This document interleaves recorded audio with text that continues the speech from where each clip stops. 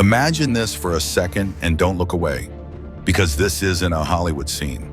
You're standing alone in an ancient European field, mud up to your ankles, cold cutting straight through your thin cloak. The air is so quiet you can hear your own heartbeat. Then a sound rises, low, heavy, steady. Hoofbeats, getting closer, no mistaking it. Out of the thick fog, dark shapes emerge. Roman cavalry, but not the kind of soldiers you picture from history books. They don't have faces, no eyes, no mouths, no trace of human expression. Just smooth metal masks, cold as death, catching the dim light, making them look like something that stepped out of a nightmare. With every step their horses take, with every mask that moves closer, it feels like one more piece of your humanity is being squeezed out of you. They're not soldiers anymore. They're spiritual weapons of the empire designed to make the enemy break before the battle even begins. If you've ever felt uneasy seeing riot police in full black visors or modern soldiers in gas masks, take that fear, multiply it by 10, and drop it into the year 85 AD, when humans didn't even have a name for the idea that fear itself could be a precision weapon. And then the million-dollar question hits. Did Rome invent psychological warfare and even upgraded humans almost 2,000 years before we did? Because those masks were not cheap, not mass-produced, and definitely not handed out casually. By the time this video ends, you'll never look at the Roman army the same way again. And maybe, just maybe, you'll start asking yourself, are the things we see in modern warfare really new, or just the reboot of a very ancient terror? This is the terrifying truth. Behind the metal, faceless visors of the Roman Empire. And once you understand it, you'll never see war or human beings the same way again. You've probably watched Gladiator, Ben-Hur, or the series Rome. You may not have studied the entire history of the Roman Empire, but you still carry a mental picture of what its soldiers look like. In our collective memory, Roman soldiers wear red cloaks, open helmets, faces uncovered, cinematic, heroic. Everyone assumes Roman legions marched into battle with bare faces, full of confidence and charisma. But archaeology tells a different story. Hollywood got it wrong, very wrong. Here's the shocker. Out of the thousands of Roman helmets dug up, only about 30 have full metal face masks covering the entire face. That's like going through the entire US military, about 1.3 million troops, and only finding 30 helmets with full face plates. Too rare to be standard issue, too special to be random. And that's when the big question hits. If these masks were so powerful, why are they so incredibly rare? Because when you're talking about Rome, nothing is accidental. There is no optional gear, no cool extra toys just for fun.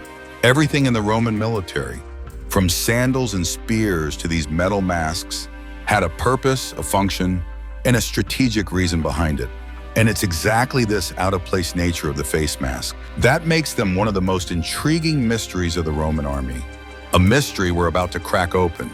You thought you understood Roman soldiers from the movies? Get ready to have that image completely shattered.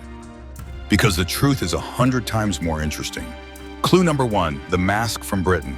In 1896, at a site near what is now called Ribchester in England, archaeologists uncovered a Roman helmet with its full metal face mask still attached.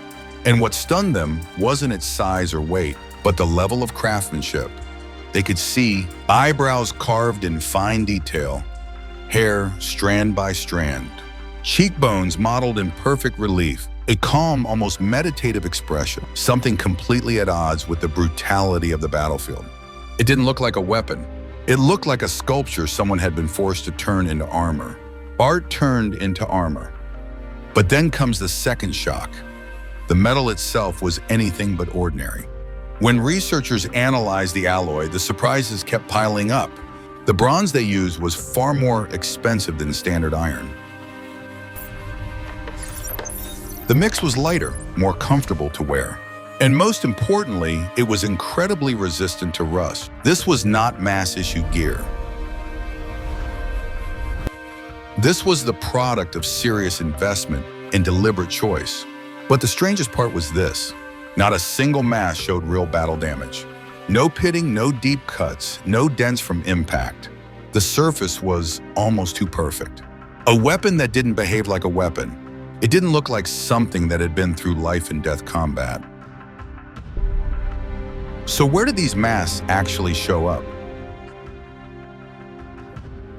When archaeologists compiled finds from across Europe, a strange pattern emerged. They almost only appeared in dangerous frontier zones, Germania, Britannia, Dacia, the places where Rome faced its toughest, most stubborn enemies. And even more curious, they were found in the camps of the auxilia, the auxiliary troops, not the core Roman legions, not elite Italian-born soldiers, but foreign units, men who served Rome without being Rome. That made the mystery even deeper. And then the big game-changing question appeared. So in the end, who was allowed to wear the metal face of Rome? And why them exactly? These masks weren't just expensive, not just rare, not just unusual. They were placed in exactly the right spots, on exactly the right people, in exactly the most volatile border zones, as if Rome were using them for something completely different. From ordinary battlefield combat, up to this point, everything still sounds military. But from here, the story takes a sharp turn. Rome didn't just use these masks to fight. They used them to perform, not just as armor, but as costume. The excavation at Calcrease in Germany in 1987 changed everything. German archaeologists weren't even hunting for Roman helmets. They were trying to confirm the real location of the Battle of Teutoburg Forest, where Arminius annihilated 3 Roman legions in 9 AD. But in the wreckage, they found a fragment of a face mask. That didn't fit any of the old theories. Analysis showed it belonged to an auxiliary cavalryman of German origin, fighting for Rome, not to an Italian legionary from the heart of the empire. In other words, a German rider wrapped in Roman armor, wearing the metal face of Rome, charging into battle to cut down other Germans. The picture gets even clearer when we move to Vindolanda, a fort near Hadrian's Wall in northern Britain. In a pile of wooden tablets preserved in the cold, wet soil, researchers found lines that mentioned helmet with face, masks for special ceremonies, equipment for reconnaissance and displays. And here's the key detail. The helmets with masks were not listed as standard issue. They weren't on the every soldier gets one inventory. They appeared under something closer to special gear for special occasions. These were ritual items, a kind of uniform for ceremonies and stage displays, not just metal hats you threw on before charging into a bloodbath. Near Colonia, archaeologists uncovered the grave of a fascinating figure, Marcus Valerius Maximus. On his tombstone, he isn't just listed as an officer. He's called Magister Equitum Ceremoniorum, roughly Master of Cavalry Ceremonies. In modern terms, think of a mix between a drill instructor and a military choreographer. Inside his grave, they found 3 helmets. 1 standard battle helmet, 1 ceremonial helmet without a mask, and 1 full-face helmet, its mask carved with the image of the goddess of victory. You don't need a long inscription. Those 3 helmets alone say everything. Rome had a wardrobe for war, 1 set for real combat, 1 for sacred ritual, and 1 for pure display of power. From pieces like this, historians started to assemble a bigger picture. Rome staged elaborate cavalry shows where riders formed perfect formations, wheeled in tight circles, charged, feinted, and simulated attacks, all while wearing those blank metal masks. This was the Roman version of the Blue Angels.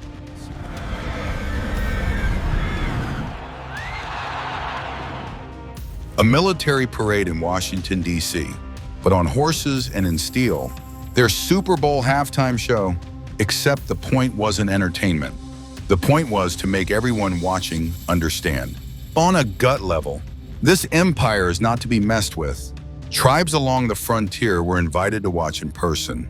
No newspapers, no secondhand stories. They saw it with their own eyes. A faceless war machine, moving in perfect rhythm, beautiful and terrifying at the same time. The message was brutally simple. If you rise up against Rome, this is what will roll over you. This wasn't just training, wasn't just an internal ceremony. This was live propaganda, a PR campaign made of horses, steel, and fear. And that was only the public layer, the daylight performance. Behind those masks, there was another level, religious ritual and psychological manipulation, where a soldier didn't just change his helmet, he changed his very identity. Full moon nights, silent circles of cavalry, and a helmet that acted like a doorway into a super soldier state of mind. This is the turning point of the story. What starts as a military show suddenly shifts into something more sacred, deeper, darker. And if you zoom out across the entire history of the Roman Empire, these deeper layers of ritual and belief are often where the real power lived.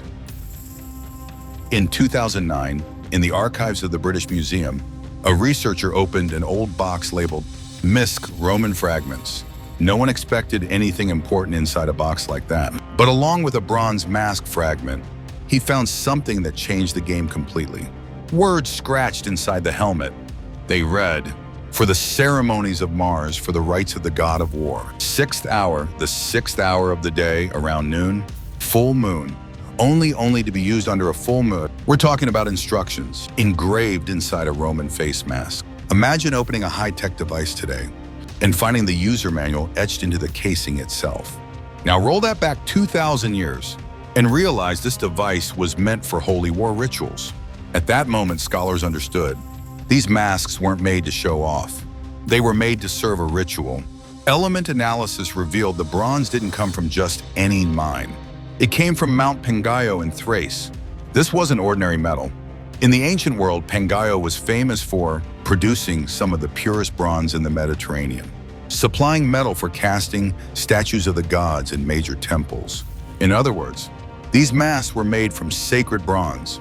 It's like someone today forging a helmet out of the metal from a famous religious statue and then wearing the statue on their face.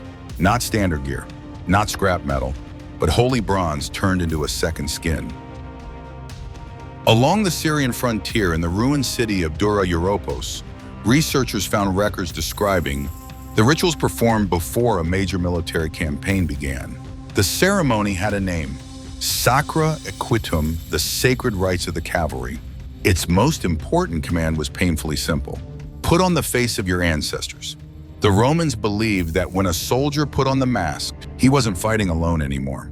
He was borrowing the strength, the wisdom, and the courage of warriors who had already gone into the dark before him. This wasn't cosplay. This wasn't costume play at all. To the Romans, this wasn't cosplay. It was a conversation with the dead.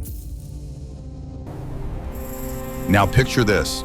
A full moon hangs over the freezing Danube frontier. Inside the fort, the parade ground is dead silent. A ring of cavalry stands motionless. On their heads, bronze face masks blaze with moonlight, like dozens of emotionless faces reflecting the sky back at itself. No drums, no battle cries, just the wind, the heavy breath of horses, and row after row of metal faces tilted toward the heavens as if waiting for Mars, the god of war, to answer. For a Roman soldier, this was an empty ceremony. It was a way to shed his fragile everyday self, put on the identity of his ancestors, and ride into a new campaign in a super soldier state of mind. From this point on, the masks stop being just public symbols of power. They become keys that unlock the inner, spiritual side of Roman warfare. And here's the wild part. From archaeology and surviving texts, it's clear the Romans understood something that modern science didn't formally name until the 20th century. Putting on a mask, us stepping out of your small, everyday self. When a soldier strapped on that bronze face, he stopped being Marcus, son of Julius, the guy who's afraid to die. He became a channel for ancestral strength, a new impersonal self that did not fear pain or death. That act of becoming someone else helped him push past fear, push past pain, push past the instinct to just run and survive. And here's where it hits home for a modern American audience. Almost every element of the Roman mask ritual maps onto techniques you already know from today's military psychology. Group therapy for PTSD, unit cohesion training, building a warrior identity, Ritual reintegration, helping soldiers switch back into a peacetime self. Put simply, the Romans accidentally built a prototype of modern combat psychology, a system our military spent the last 100 years trying to perfect. And they did it using just 3 things: the presence of the whole unit, everyone in the ritual together, a new self being switched on during the ceremony, a living link to their ancestors, a story of belonging that stretches backward in time. That trio is exactly what a lot of PTSD therapy today considers essential: community, identity, continuity. When historians studied the faces on the surviving masks, they noticed something else. Not every soldier got his own unique face. Rome mass-produced templates, standard faces, each one representing a different warrior archetype. Face of the lion, the shock trooper, frontline attacker. Face of the eagle, scout, recon, watcher from above. Face of the bull, shield of the line, front rank commander and defender.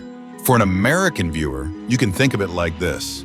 It's as if you classified US soldiers by their MOS, but then gave each group a persona, like Captain America, Black Widow, or the Hulk, literally cast in metal.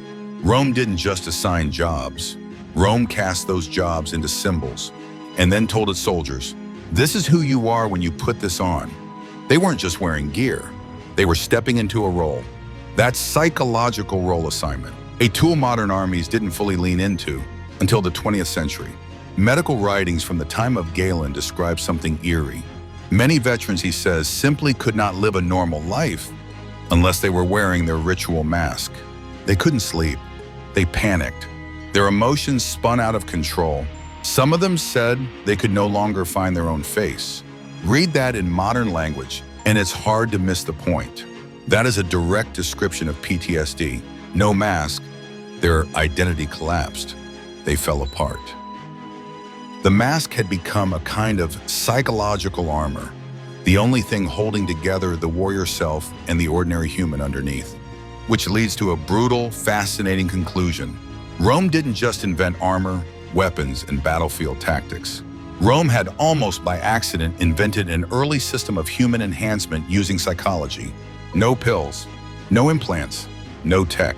Just symbols, ritual, group identity, and the mask.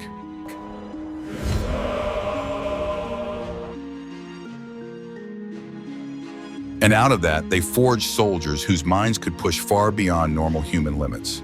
Today, we talk about neuroboosters, VR training, and psychological conditioning.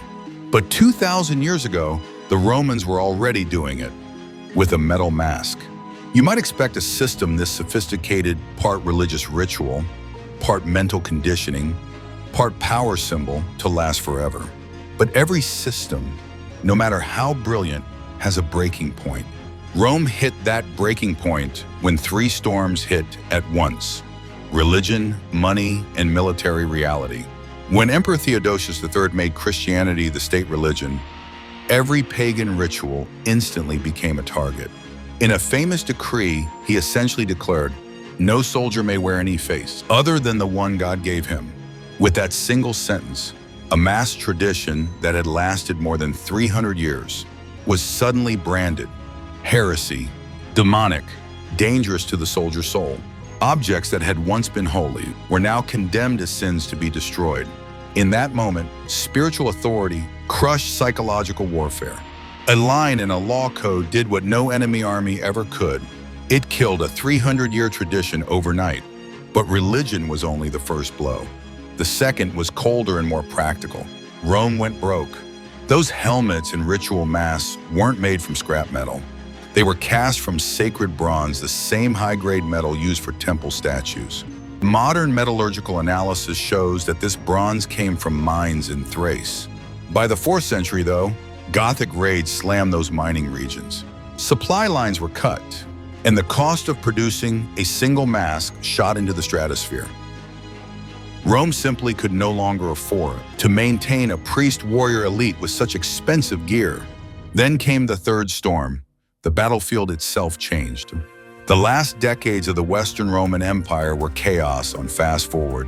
Goths, Vandals, Huns, Franks, wave after wave crashing into the borders. Rome no longer had the time or money to handcraft exquisite ritual masks for a small group of elite cavalry. What it needed now was fast training, cheap equipment, mass production, and troops shipped straight to the frontier. The archaeology tells the story. Helmets get rougher, decorations almost vanish. Designs become standardized. Everything is built for speed and volume. If the old ritual masks were the Ferraris of Roman warfare, late Empire helmets were the mass-produced pickup trucks of a bankrupt army. When the money dries up and the ideology shifts, even the most advanced technology becomes too expensive to keep alive. It's the same logic you see when a modern country shifts from cutting-edge weapons to cheaper gear after a defense budget crunch. Religion plus economics will battlefield demands, swept away an advanced psychological weapon that Rome had spent centuries refining. Those metal masks that once turned soldiers into living symbols ended up as buried fragments in the dirt, not because they didn't work, but because the world around them changed too fast. And that sets up the final twist of the story. How the memory of these masks was reborn, distorted, and turned into legend over the next 1,500 years. Because when Roman face masks vanished from the battlefield, they didn't vanish from the human imagination. History never really ends, it echoes. These masks came back again and again in eras and forms no one in Rome could have predicted. Even though Christianity tried to wipe out every trace of the old mask rituals, the Byzantines, Rome's direct heirs, still occasionally made them for the elite. They weren't tools of ritual anymore. They turned into symbols out of legend. The mysterious warrior, the faceless knight, the one who wears a mask to hide a supernatural power. The memory of Roman masked cavalry was reborn as stories told around campfires, the raw material for the faceless knights of Western folklore. No one loved Roman helmets more than Leonardo da Vinci. In his notebooks, he sketched multiple helmet designs with full or partial faceplates, inspired by Roman artifacts he had studied. And he wrote a line, one of those lines that, if you hear it in an American voiceover, you can almost feel the wow. The warrior who hides his face is the one who reveals his soul most clearly. To Leonardo, the mask didn't conceal a person. It exposed who they really were. In the early 19th century, several European cavalry regiments tried to bring Roman-style face masks back. Metal plates that covered the lower half of the face from the nose down. The result? Panic, shallow breathing, a choking sense of being trapped, and soldiers ripping the masks off as soon as they hit combat. Without ritual, without psychology, without the identity shift the Romans had built around them, the mask was just a metal prison.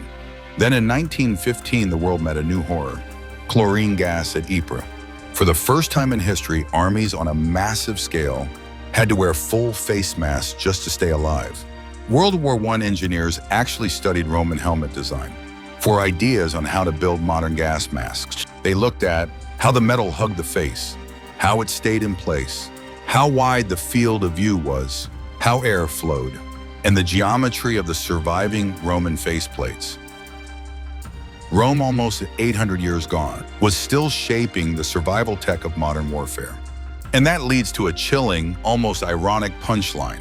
A device once used to connect with the souls of your ancestors is reborn to block chlorine gas. Same basic idea, cover the face. Same general silhouette, but two purposes separated by nearly 2 millennia. Those Roman helmets with masks aren't just dusty museum pieces.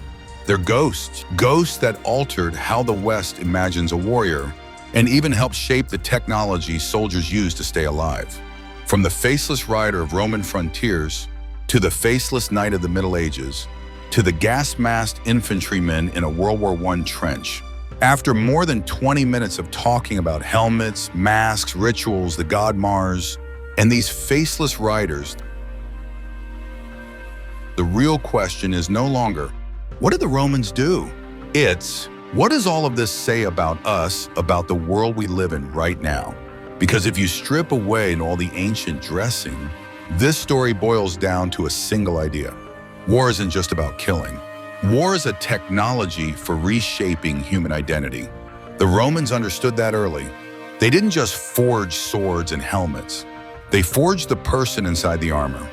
When a soldier put on a bronze mask, he wasn't just protecting his skin, he was stepping out of his small, fragile arm and becoming a channel for the power of his ancestors, his empire, his God. That was identity engineering, ancient world edition. When you look at the present, Americans actually understand this instinctively, even if we don't always have a name for it. Think about a modern US soldier, a tactical helmet that hides most of the face, night vision goggles that turn human eyes into a predator's gaze, body armor and powered exoskeletons, VR simulators for training, AI command systems that coordinate the whole unit like a single organism.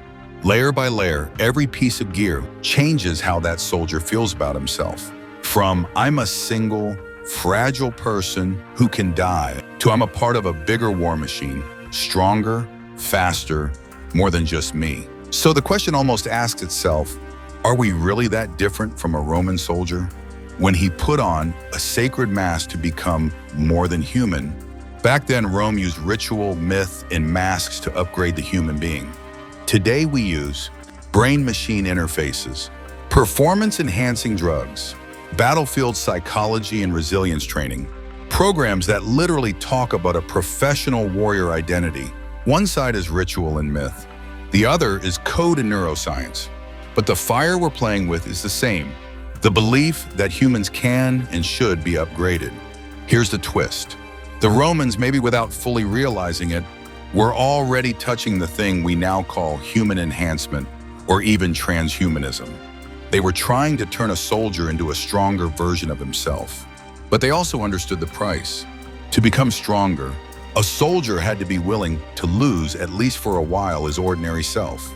And that's where the Roman story collides straight on with the questions we face today.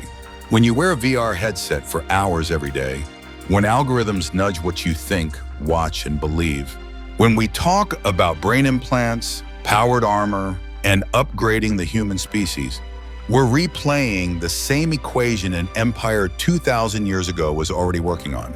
To become a better version of ourselves, how much of our current humanity are we willing to give up? The Romans had their own answer. They built masks, rituals, archetypes, and accepted that sometimes to win, a soldier had to stop being I and become we, a perfectly tuned instrument of power. Rome understood that. Do we really understand what we are trading away? That's why a single rusty helmet sitting behind glass in a museum can still hit us so hard. It forces us to look at the way we're living, fighting, and upgrading ourselves in the 21st century. Because those masks don't just belong to the past. They're mirrors held up to the world we're building right now. If this story has changed the way you look at Roman soldiers or at war in the modern age, hit subscribe. On this channel, we don't just retell history. We're not here to dump dates from the entire history of the Roman Empire on you. We walk into the darkest, deepest, most unsettling corners of the ancient world to ask a simple question. What are we repeating today? And are we actually learning anything from it? Now it's your turn. I want to hear from you in the comments. If that mask could make you a stronger warrior, but cost you a piece of your own humanity, would you wear it? Drop your answer below. I read every single comment. And who knows, your answer might be the spark for the next video on this channel. Thanks for watching. I'll see you on the next journey, where history isn't just the past. It's a warning about the future.